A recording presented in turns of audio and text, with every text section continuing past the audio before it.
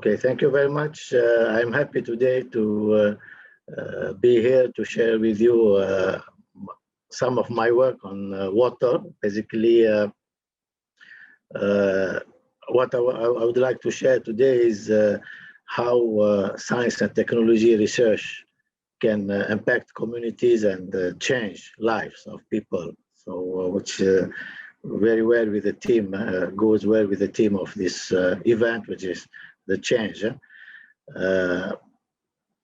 I'm from Sana University, and also I'm a staff at the Department of Engineering, Lancaster. At the same time, honorary professor at the University of Malaya. I'm heading also the Center for CO2 Capture and Utilization, and one of my research areas is basically in water also. Let me just introduce you a little bit to Sana University. It's a young university. It was a college and transformed to university 10 years ago. So it's 10 years old university, about 8,000 students, 63 academic programs, 7 academic schools, 17 research center, and it's a private university, but not for profit. It is run by a foundation. It is situated at Sunway City.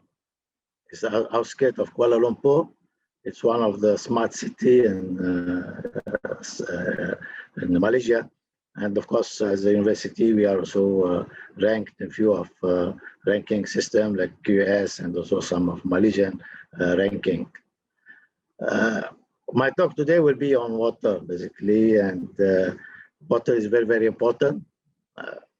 Although in many areas, we take it for granted because we have access to clean water 24 hours, 7 days, but it's not the same thing for other places, and especially in the tropics, where some areas in the tropics which are normally far from towns or city, and they are very small villages, basically remote areas, where clean water doesn't really reach them because of technological problem and because also of cost.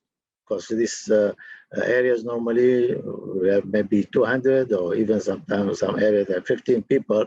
So it's not economical to run pipes to provide clean water for these areas. Water is important, as I said, and if only we know its value when we don't have it. And this chart shows an average per day, the consumption of water in different countries. So an average, the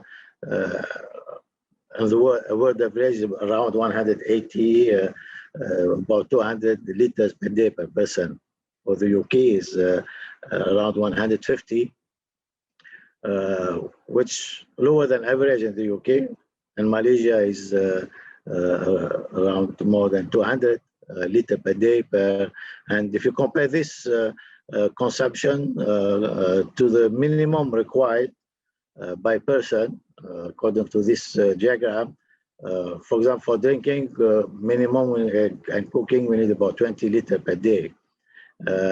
To cover other needs for water, for clean water, so 70 liters or 100 liters, I think, per day should be sufficient. But if you go back to this, you see that many countries, we are well above that.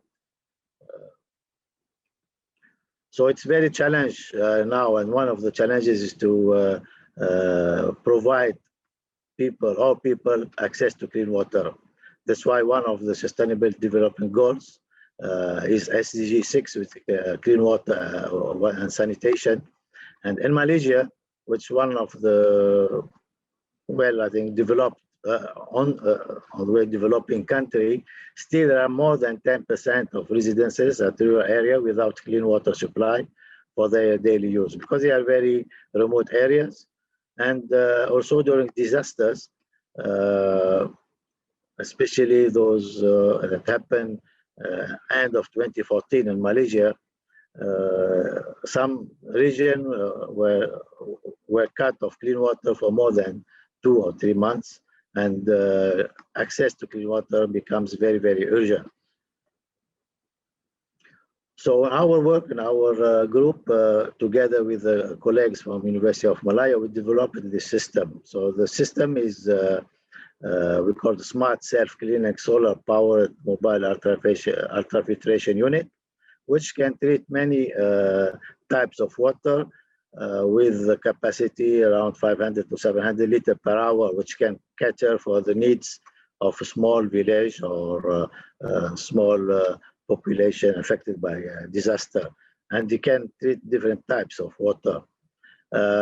What is important here is few things. Is of course the automatic smart backwash system, because we want to put this system in a village, and we have to leave it there for people to run it and operate it. So without any technical usage, so the system should be smart enough to run and also to maintain itself in terms of cleaning of the membrane of the system. The main challenge basically is to develop a system that doesn't use chemicals, because as I mentioned, we put this in the village. If you have chemical used there, acids or bases to clean the membranes, filtration media, of course, handling chemicals is not easy, or it can be hazardous. So we have to develop a system that does not use the chemicals, and this was one of the major challenges or the innovation that help us to apply for the patent. We're using solar system because most of the remote area that we put the system in, they don't have access to electricity also. And so using solar energy, so this helps to run the system with very, very minimum operating cost. Membrane technology is not new in water treatment. In fact, it is used at industrial scale for different uses like seawater treatment, municipal treatment, and industrial treatment. As I said, that's the main innovation or the technological challenge. The main technological challenge is just to put the system for people from in a remote area who doesn't have any technical knowledge to run a high-tech system, basically. As you know, membrane technology is basically a filtration system, and it filters based on the pore size of the membranes. Of course, there's also other mechanism for filtration, but mostly is the pore size that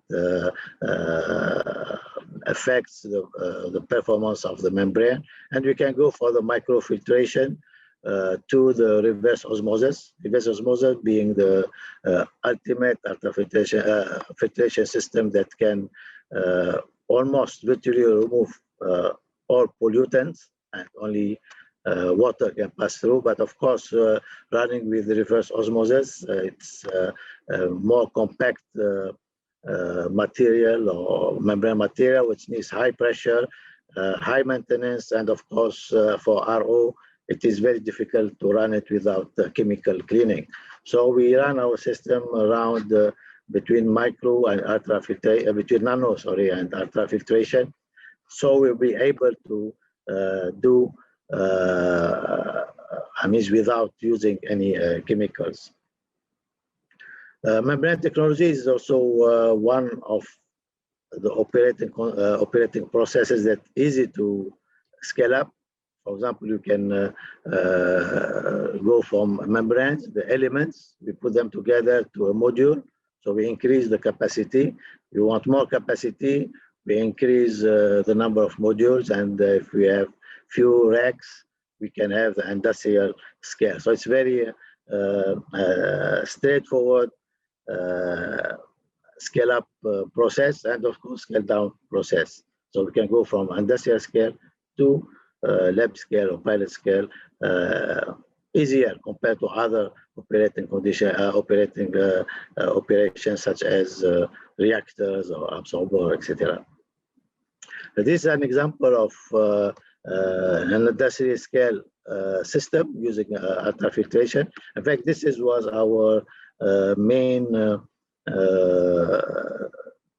issue that helped us to develop our system, because we had a PhD student who designed the system, and he came back to the university to do his PhD because he wanted to develop advanced process control for the industrial system. That's why we scaled down the system to a small unit for his PhD. So initially we just were doing a PhD study as normal as all professors, and we publish journals until the floods struck Malaysia, and there where our pilot scale was useful, and we realized the importance of this unit, and we transformed it to a more commercial unit. So I'm not going to do in details here on the technical. I think the PhD study was mostly to compare the sustainability of water treatment plants, and especially in our case, we had 2 plants running using the same water, the river water, and producing more than one is 14,000 cubic meter per day is the membrane unit, and then that I show you here. And the conventional system produced 11,000. So the PhD study was more to compare on the sustainability of these 2 processes, and also to develop a control system, to advanced control system for the industrial scale plant. So these are some of the comparison in terms, of course, of land use. For example, I think, of course, it's known membrane systems are very compact. So for the same capacity, we need almost 3 times less land, and areas where the land is very expensive. This can be very, very important. In terms of chemical cost, membrane also systems, they use less chemicals in terms of cost, $4 per 1,000 cubic meter, whereas the conventional use about 10,000. But of course, one of the drawbacks or the disadvantage of membrane system is the electricity consumption, because membrane system, they are pressure-driven systems, so they need pumps to push the water through the membrane, and this can cost money. But of course, if we combine the membrane with the solar system, so the electricity costs can be also virtually zero. In terms of performance, here where we compare the performance of the 2 systems, so we can see this is the turbidity, means how turbid is the incoming water. So it's, of course, it's real water, so it's fluctuating, and the membrane produces very consistent quality, clear water with very good quality. As I said, this was a PhD study. We published a few papers. At that time, we didn't think about any other impacts, such as to impact the communities, until the floods happens in December, end of December 2014, where Sanway University Malaya is around here, and the main area which is affected by floods was the north of Malaysia, and it was very severe floods. As you can see here, it looks like a tsunami. It was the worst floods that hit Malaysia, and as I said, these regions were out of clean water for more than 2 or 3 months. And these are some of the statistics about the effect of the floods. So we were asked to help the community by using our pilot scale system to provide clean water for these flood victims. So we have to travel about 500 kilometers from our university, and we stayed there for more than 2 months So I try to run the video. So basically, we're treating his real flood water. As you can see, it's very turbid. I will advance it because it's quite long. So this is the pilot scale system that was used by the PhD student. We have only one module, and through one pass, from very dirty water, we can have clear water.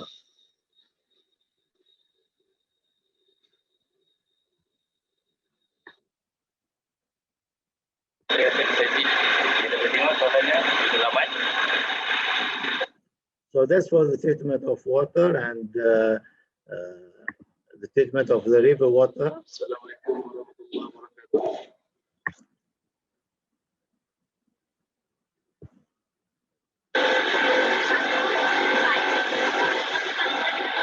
So of course here this water is not for direct drinking. They need to boil it. But of course these people didn't have water, clean water for more than 2 months. And this is was very useful. In fact, we have also delivered water to a military camp, small military camp near the region, and we have used more than 25 volunteers, students, because we have to rotate the teams. We cannot stay more than 4 days there. Because of the condition, all the restaurants are closed, everything is, so we have to rotate. So we have regrouped quite big number of people to work on this project, which is not related to any PhD or any master work. So we have to bring our system from the lab. The lab we were very comfortable because we work with water that we simulate. But here, of course, was very challenging because people are dealing with water. If something happens, I think we can be also in trouble. So after that experience, then we thought the importance of this system, and we developed the more commercial. And then we put it in few of rural areas in Malaysia. So these are rural areas. Normally, they have about from 50 to 200 or 300 people. And these villages, normally, they are around 20 or 30 kilometers from the main roads, but it takes 4 hours to access this area. So the system is very mobile because, as I said, membranes are very compact. So we can put it on a lorry and we transport it there. So this was covered in Al Jazeera Arabic. So this is the محمد خيردين عروة بالإشراف على تطوير جهاز تنقية للمياه باستخدامه في مناطق نائية ضمن مشروع لنيل رسالة الدكتوراه. ويؤكد الأستاذ التونسي الأصل أن الجهاز حقق نجاحا كبيرا. So of course, this project was also recognized in the ICAMI Global Awards in 2018. So we were the winner for the water category. And until now, I think we are still putting systems in Malaysia through collaboration with some industry that sponsor, I think, the systems to help to achieve one of the sustainability development goals, which is clean water to all. So with this, thank you very much.